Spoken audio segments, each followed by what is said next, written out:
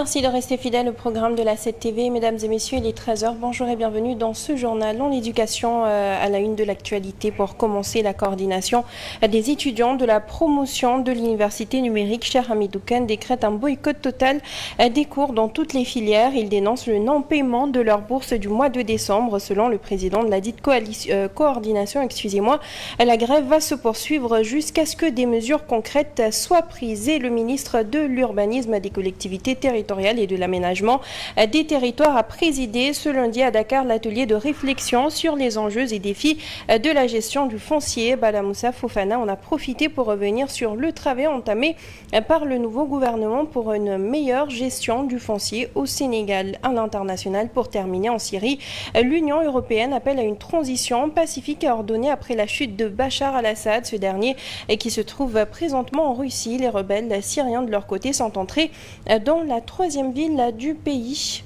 Voilà tout pour l'essentiel des titres. Le développement, c'est tout de suite. Nous le disions tantôt, les étudiants de l'université Cheikh Hamidou Kane ont décidé de se faire entendre. Ils exigent de la part des autorités le paiement de leur bourse. Selon eux, ils ne sont pas considérés au même titre que leurs camarades étudiants au niveau des autres universités. La promotion 9 déclare une grève et le boycott total des cours en ligne et des travaux dirigés. 3 mois qu'ils sont restés sans bourse, une situation qu'ils ne comptent pas laisser passer. D'autres se servent de cette bourse pour couvrir les transports, pour aller faire des stages. Et aujourd'hui, ils veulent nous priver de cette bourse parce que le retard, ce n'est pas à notre niveau. Ce n'est pas nous qui avons empêché, qui n'avons pas assisté aux cours. C'est eux, c'est à leur niveau. Ces 6 mois-là, c'est à leur niveau. Donc ils ne peuvent pas venir aujourd'hui nous blâmer pour quelque chose dont on n'est pas fautif. Selon eux, ils sont laissés à eux-mêmes, aucune considération de la part des autorités. C'est inadmissible. Des tuteurs qui manquent et des tuteurs qui font le cours comme bon leur semble. Il y en a qui prennent leur temps et disent que je vais faire cours à 20h, 21h. Ceux qui veulent assister, ceux qui ne veulent pas assister, bon vent. C'est comme si nous ne comptons pas. Ces étudiants se disent déterminés à aller jusqu'au bout de leur objectif et interpellent par la même occasion le ministre de l'Enseignement supérieur. Il y en a des étudiants avec qui j'ai discuté. Ils ont été obligés d'aller faire des plaies auprès des personnes pour pouvoir payer leur formation. D'autres pour aller faire leurs stages parce que c'est difficile de trouver un stage. C'est difficile de trouver un emploi partiel pour couvrir ses dépenses.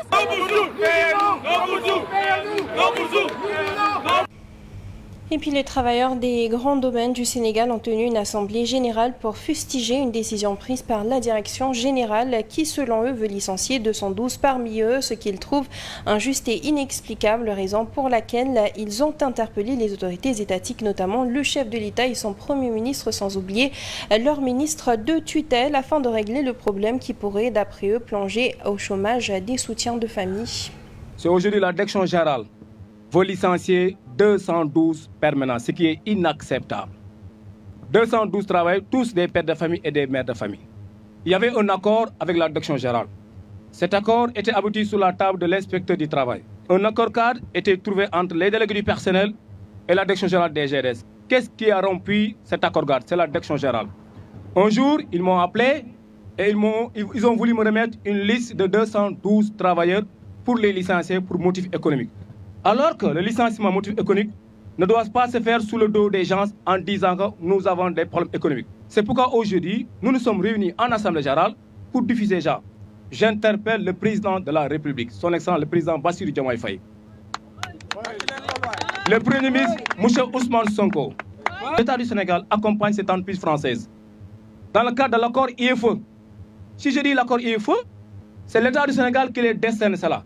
Si l'État les destine cet accord IFE pour permettre d'exister, donc ils doivent laisser les emplois. Donc si l'accord IFE est fait, c'est grâce aux emplois. Parce que rappelez-nous ici, on les a donné les terres pour créer de l'emploi. Et on les accompagne en leur donnant un contrat IFE et demain ils se lèvent pour supprimer ces emplois. Nous ne l'accepterons pas. Et nous en parlions dans les titres. Le ministre de l'Urbanisme, des collectivités territoriales et de l'aménagement des territoires a présidé ce lundi à Dakar l'atelier de réflexion sur les enjeux et défis de la gestion du foncier. Bala Moussa Fofana en a profité pour revenir sur le travail entamé par le nouveau gouvernement pour une meilleure gestion du foncier au Sénégal. Les 29 et 30 octobre dernier, j'ai regroupé au cours d'un atelier à Saly les élus et les autres acteurs territoriaux pour discuter et échanger autour des pôles territoires afin de s'assurer de la bonne compréhension des enjeux et du rôle central que le référentiel Vision Sénégal 2050 accorde aux pôles, notamment sur les questions des vocations, sur la typologie des modèles de gouvernance selon le statut, ainsi que sur les modalités de mise en œuvre. Le processus de rencontre, d'échange et de partage avec les exécutifs territoriaux a été effectivement lancé le 12 septembre 2024 en déclinant le chronogramme prévisionnel de validation des projets de réforme pour une quinzaine de thématiques à l'occasion de rencontres mensuelles dans le courant de l'année 2025 à compter de janvier prochain. Par ailleurs, j'ai relevé dès le début de nos concertations le point d'attention que constitue la gestion du foncier, qui est régulièrement agité comme une question centrale pour les collectivités territoriales, au point que nous l'avons déjà inscrit parmi les projets de réforme à débattre très prochainement. Sur un autre registre à présent, la campagne de commercialisation de l'arachide a officiellement démarré le 5 décembre dernier sur toute l'étendue du territoire national. Mais déjà 9 opérateurs économiques ont été arrêtés dans la région de Kaolack pour non-respect du prix plancher fixé par le gouvernement pour la commercialisation du kilo de l'arachide. C'est ce qu'a fait notamment savoir le chef du service régional de commerce de Kaolack, Adama Mohamed Baye. Et puis l'opération de désencombrement lancée par le nouveau préfet du département de Rufisque a été bien menée ce week-end. La gare routière débarrassée de ses épaves a retrouvé un nouvel aspect. D'importants moyens ont été déployés pour nettoyer la zone. En visite dans la vieille cité, le directeur général du cadre de vie et de l'hygiène publique a promis d'aménager les espaces désormais libérés. La vaste opération de désencombrement et de nettoyage de la ville de Rufisque a été lancée, débutant par la gare routière où l'occupation irrégulière avait créé un véritable chaos. Nous avons discuté avec les artisans qui l'occupent, mais également avec le président de la gare routière, un responsable qui a pris vraiment donc l'engagement de nous accompagner et de nous aider. Nous sommes en train un peu d'assainir, mais également de faire déplacer les artisans, notamment les mécaniciens, les tôliers et autres, pour leur permettre d'avoir un espace adéquat. Nous avons pris la bonne disposition pour asseoir une concertation réussie, une communication réussie, mais également leur permettant d'avoir au moins donc le meilleur endroit disponible. Afin d'assurer un suivi, la direction du cadre de vie et de l'hygiène publique interviendra pour aménager les zones désormais libérées. Donc nous avons aussi parlé de la sécurisation des espaces libérés. Nous avons dans notre direction générale aussi une direction qui s'occupe des espaces verts et de l'espace public. Et nous avons prévu, après ces opérations, de revenir sur ces sites pour pouvoir les proposer des aménagements qui pourront au moins sécuriser ces sites. C'est-à-dire l'objectif des autorités, surtout les hautes autorités, à savoir le président et le premier ministre, c'est toujours de concerter et accompagner. Et dans le cadre de cet accompagnement, on va sécuriser les espaces libérés. C'est-à-dire l'espace, on ne va pas le libérer et le laisser pour que il sera réoccupé. Donc c'est dans ce sillage que j'ai dit on va accompagner le préfet pour pouvoir lui proposer des projets d'aménagement de ces artères. Au moins, ça va permettre d'améliorer le cadre de vie de ces populations et sécuriser le site. L'opération se poursuit et la prochaine étape sera le boulevard Maurice Gueye, une zone où l'occupation anarchique demeure malgré plusieurs tentatives de désencombrement. Et puis c'est une forte mobilisation ce week-end des habitants de Ouakam. Ils se sont donné un rendez-vous au cimetière pour une journée de nettoyage des lieux, une initiative vieille de plus de 30 ans. Ils invitent cependant les autorités à davantage les accompagner. Un week-end de citoyenneté, de désherbage, peinture, décoration, entretien. La population de Ouakam s'est fortement mobilisée pour donner à ces cimetières une meilleure visibilité. Il y a beaucoup de travail le samedi. Il y a certaines personnes qui ne peuvent pas venir pendant les 2 jours. On préfère se focaliser sur le samedi pour que tout le gros travail puisse être fait. Donc le lendemain, qu'on puisse venir faire la peinture et quelques réglages pour pouvoir terminer le travail en 2 jours. Ils se sont démêlés avant midi. Ils ont tout terminé. Une initiative perpétuée depuis plus de 30 ans. Donc, depuis des années, nous procédons de cette manière et Dieu merci, on s'en sort. Chacun de nous nettoie son domicile tous les jours quand il se réveille. Mais ce lieu est beaucoup plus important. Nous devons faire en sorte que l'endroit soit toujours propre. Ils invitent les autorités à davantage soutenir l'initiative, une initiative qui participe au rayonnement du village de Ouakam. Je salue cette initiative. On est appelé à mourir un jour. Et l'on souhaiterait qu'on prenne soin de notre tombe comme nous le faisons en ce moment.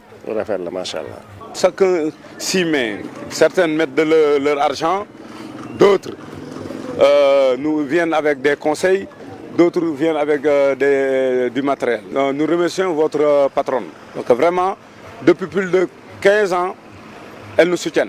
Rendez-vous est donné très prochainement pour l'ouverture du tout nouveau cimetière de la localité. Et puis, depuis quelques jours, le débat sur la maltraitance des chevaux refait surface avec cette vidéo qui circule sur la toile, cette dernière qui montre un cheval mort après avoir été victime de mauvais traitements, un fait qui relance la question de la protection par une loi de ces animaux le plus souvent utilisés à des fins commerciales. Il s'agit d'un plaidoyer contre la maltraitance à l'égard des chevaux. Ces animaux utilisés à but lucratif et qui sont souvent victimes de mauvais traitements. Et c'est un citoyen sénégalais qui tire la sonnette d'alarme. Ce après avoir été témoin d'une scène. Un cheval abandonné au bord de la chaussée, le bridon toujours attaché à la tête. Ce cheval-là est mort au bord de la route et abandonné ici. Peut-être ça fait 2 à 3 jours. Personne ne connaît son propriétaire. Il a été abandonné. C'est vraiment dommage. Il y a des personnes qui sont sans âme. Dans une lettre ouverte adressée aux autorités, Abdourahmane Diallo dénonce ainsi les lourdes charges imposées à ces animaux, invoquant l'arrêté interministériel 18-457 du 9 décembre 2016, fixant les règles de chargement des véhicules à tractation animale et qui dispose en son article 2 « La charrette doit être adaptée à la taille de l'animal, afin de ne pas occasionner des blessures ou des plaies. » Cette décision avait pour objectif de protéger les chevaux et précise que les exploitants des véhicules hippomobiles destinés au transport des personnes ou des biens à des fins commerciales doivent se conformer aux dispositions de l'arrêté dans un délai de 6 mois. Mais 8 ans après sa signature, cet arrêté n'est toujours pas appliqué. Des sanctions pénales sont également prévues contre les auteurs de ces actes. Des peines d'emprisonnement pouvant aller jusqu'à 1 mois ferme, assorties d'une amende qui pourrait être prononcée jusqu'à 20 000 francs CFA. Insuffisant selon l'auteur de la lettre ouverte qui propose une loi spécifique contre la maltraitance faite aux chevaux. Une loi qu'il veut voir être adoptée par la nouvelle Assemblée nationale, installée le 2 décembre dernier. Une note de politique à présent, le président de la République s'est entretenu avec Karim Ouad lors de sa visite au Qatar. À travers un message sur sa page Facebook, le chef de l'État a révélé que leurs échanges ont porté sur la situation politique, économique et sociale du Sénégal. Ce tête-à-tête ne peut qu'être bénéfique pour l'ancien ministre condamné à l'exil depuis 2016 à sa libération. L'espoir renaît alors chez les démocrates. On s'attend à un retour très prochain de Ouad fils au Bercail. Il pourrait ainsi jouir pleinement de ses droits civiques et politiques. Diomembaï. Une photo assez parlante. Cette poignée de main chaleureuse entre les deux hommes laisse prévoir une probable délivrance de Karim Ouad, qui vit depuis 2016 sur le sol qatarien, après avoir été contraint à l'exil. Le chef de l'État, Bassirou Diomaye Faye, à l'occasion de sa visite au Qatar, a reçu en audience le fils de l'ancien président de la République, Maître Abdoulaye Wade. Sur sa page Facebook, le président Diomaye dit avoir apprécié son entrevue avec l'ancien ministre. En marge de ma visite au Qatar, j'ai reçu en audience M. Karim Wade, ancien ministre de la République. Nous avons eu des échanges constructifs sur la situation politique, économique et sociale de notre pays, a écrit le président de la République. De nouvelles perspectives vont s'ouvrir peut-être pour Wade fils après cet entretien. La déroute de Karim a démarré tout juste après la chute du régime de Wade en 2012.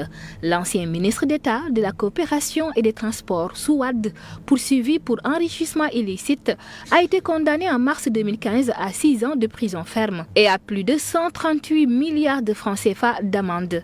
Il a été gracié en 2016 par l'ancien président Macky Sall, une libération entaché par des clauses qui restent jusqu'ici confuses. La seule condition apparente est le fait qu'il n'avait plus le droit de remettre les pieds au Sénégal, du moins durant tout le règne de Macky Sall.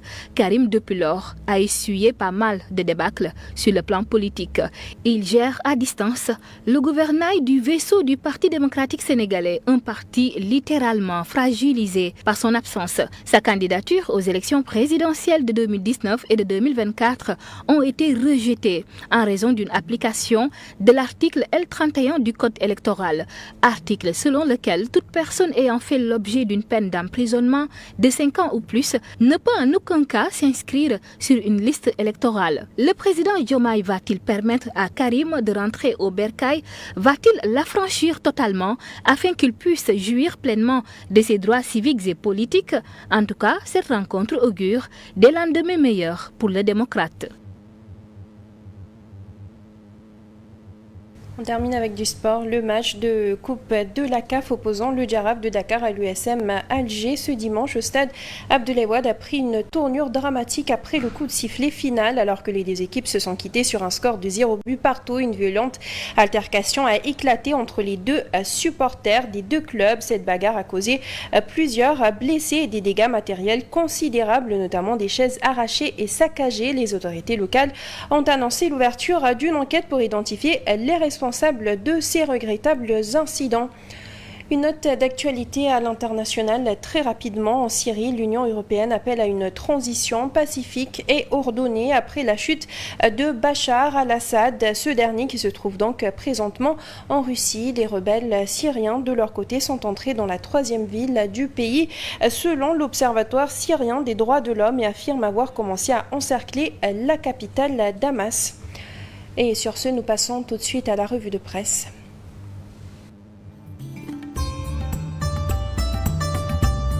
Bonjour, la visite du chef de l'État au Qatar suivie de l'audience accordée à Karim Wade fait la une des journaux parus ce lundi. Manœuvre à Doha. À ce sujet, titre enquête qui sont lesquels le président Diomaye Faye a eu un tête-à-tête avec Karim Wade au Qatar où il effectuait une visite officielle.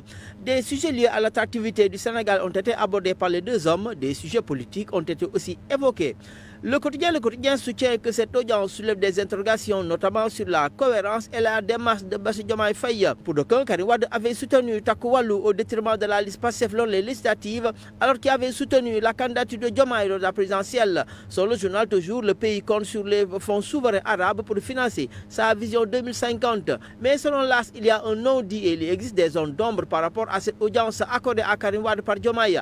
Diomaye Faye déconfine Karim Wade qui vit en exil au Qatar depuis 2016 et sa condamnation pour enrichissement illicite par le régime de Macky avec lequel il s'est pourtant réconcilié. Note là ce qui titre les dessins flous d'une audience. Dans Vox Populi, on fait état de diversification du partenariat. Le chef de l'État en rajoute une couche selon Vox Populi. Le Sénégal n'est pas la chasse garde des personnes, a déclaré Diomaye dans les colonnes du journal. Ce dernier a charmé les investisseurs au forum de Doha. Sur un autre sujet, Source A revient sur la révocation du mandat de député du maire Barthélémy Diaz en lien avec sa dette condamnation pour coup mortel. Bassirou Diomaye Faye est le seul à pouvoir révoquer Barth, n'étant pas condamné pour un crime. Certaines dispositions de l'article 135 de la loi du 28 décembre 2013 ne peuvent être applicables à Diaz fils, indique la publication. Sauf que les Échos évoquent les sombres perspectives pour Barthélémy Diaz. La famille de Fondiaga Diouf veut l'application de la contrainte par corps. Elle souhaiterait enfin appliquer la mesure de contrainte par corps qui a été prise contre Barthélémy Diaz, fait savoir le journal. Les Échos ainsi poursuivent et déclarent que pour pouvoir enfin recouvrer les 25 millions de francs CFA de dédommagement que le juge leur avait accordé à la condamnation de Barthélémy Diaz en cassation, la famille compte utiliser ce moyen de pression. Mais dans Rémi Quotidien, c'est Barth qui accuse le régime suite au décès de membres de sa sécurité jetés en prison. Walf Quotidien s'intéresse aux députés de la 15e législature, leur salaire, leurs conditions de travail, leur statut. Les députés s'appuient sur leur sort, titre Walf. Serigne Abomba Ketcham, ancien parlementaire, déclare dans l'école du journal: les députés sénégalais sont les plus mal payés de la sous-région. Sud Quotidien lui s'intéresse au rapport national 2024 sur le climat et le développement au Sénégal. Alerte rouge de la Banque mondiale, titre Sud Quotidien. Plus de 2 millions de Sénégalais pourraient sombrer dans la pauvreté d'ici 2050, prévient Sud. Le Soleil lui fait état de l'accès à l'eau des villages autour du lac de Guerre. Comment l'État va corriger le paradoxe selon le Soleil? De nombreuses localités bordant le cours d'eau qui alimente Dakar n'ont pas accès à l'eau potable. En sport, record revient sur Nicolas Jackson. Il déclare: je m'inspire de Didier Drogba. Bonne lecture.